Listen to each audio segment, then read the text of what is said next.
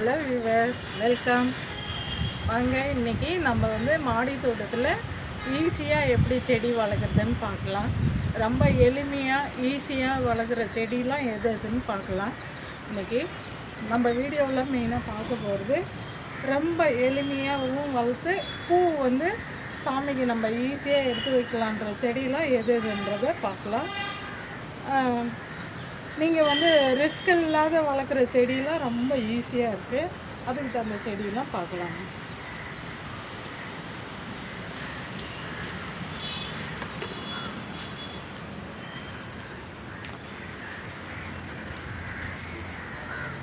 இந்த செடி பாருங்கள், இது வந்து நம்ம ஒன்ஸு வச்சோம்னா போதுங்க.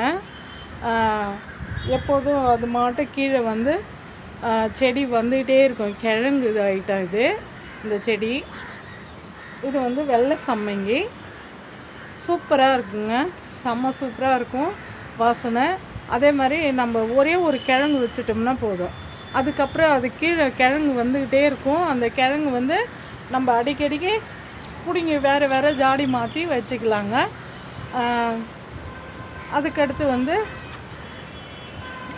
இதை பாருங்கள், இதுவும் கிழங்கு வகை தான். டேடி மம்மின்னு சொல்லுவாங்க. ஒரே ஒரு செடி வச்சிங்கன்னா போதும் நீங்கள். அதுக்கப்புறம் இதுக்கு கீழே நிறைய கிழங்கு வந்து வந்துக்கிட்டே இருக்கும். மாற்றி மாற்றி நம்ம வந்து செடி வந்து வேறு வச்சுக்கிட்டே இருக்கலாங்க. அடுத்து இது பாருங்கள், இது வந்து நம்மளுக்கு மார்க்கெட்டில் கிடைக்கிற செடி சாமந்தி. இந்த சாமந்தி வந்து மார்க்கெட்டில் நம்மளுக்கு கிலோ கணக்கில் வாங்கலாம். அது மாதிரி பூச்செடி இது. இது வந்து பிங்க் கலரு, இது வந்து எல்லோ கலர். இதுவும் வந்து ஒரே ஒரு கிளை நம்ம வச்சோம்னா போதுங்க. ஒரு கிளை கிள்ளி வச்சிட்டோம்னா செடி வந்து அதை மாட்டும் அடுத்து கீழே வேர்லேருந்து புதுசாக துளிர் வந்துக்கிட்டே இருக்கும். நம்ம ஜாடி மட்டும் இருந்தால் நிறைய மாற்றி வச்சுக்கிட்டே இருக்கலாம். இது ஈஸியாக வளர்க்குற செடி தான். உங்களுக்கு ஒன்ஸு நீங்கள் வாங்கி வச்சிட்டிங்கன்னா போதும், ரொம்ப ஈஸியாக வளரும். அதே மாதிரி சீசன் டைமில் தான் நம்மளுக்கான பூ கொடுக்கும், செம்மையாக கொடுக்கும். துளிர் வந்துக்கிட்டே இருக்கும், நிறைய வந்துக்கிட்டே இருக்கும். அது மாட்டும் பூ எடுத்துக்கிட்டே இருக்கும். இது பாருங்கள், இந்த செடி வந்து வாடாமல்லி வந்து ஒரு முறை நீங்கள் விரை போட்டால் போதும். இது ஒரே ஒரு பூவை கிள்ளி நீங்கள் விரை போட்டிங்கன்னா போதும். ஒரு ரிஸ்க்கு வேணாம் இதுக்கு. இதை பராமரிக்கணும், கடினமாக பார்க்கணுன்றது கிடையாது. இதுவும் ஈஸியாக வளர்க்குற செடி தான். இது மட்டும் நல்லா தபன்னு வளர்ந்து வந்துக்கிட்டே இருக்கும், நம்மளுக்கு பூ கொடுத்துக்கிட்டே இருக்குங்க. இதுவும் வந்து ஈஸியாக வளர்க்கக்கூடிய செடி தான். அடுத்த செடி பார்க்கலாம். இது பாருங்கள், இது வந்து டேடி மம்மின்னு சொல்லுவாங்க. இந்த செடி வந்து சாரிங்க, டேடி மம்மி அங்கே சொன்ன ஞாபகத்திலே சொல்லிட்டேன். இது வந்து நம்ம பூவுக்கு வச்சு கட்டுற கதம்பங்க, கதம்பத்துக்கு வச்சு கட்டுவாங்க. லேடி பூவுன்னு சொல்லுவாங்க. ப்ளூ கலரில் இருக்கும், ஒரு மாதிரி லைட் ப்ளூவும் டார்க் ப்ளூவும் இருக்குங்க. சூப்பராக இருக்கும் இந்த பூவுடைய கலரு.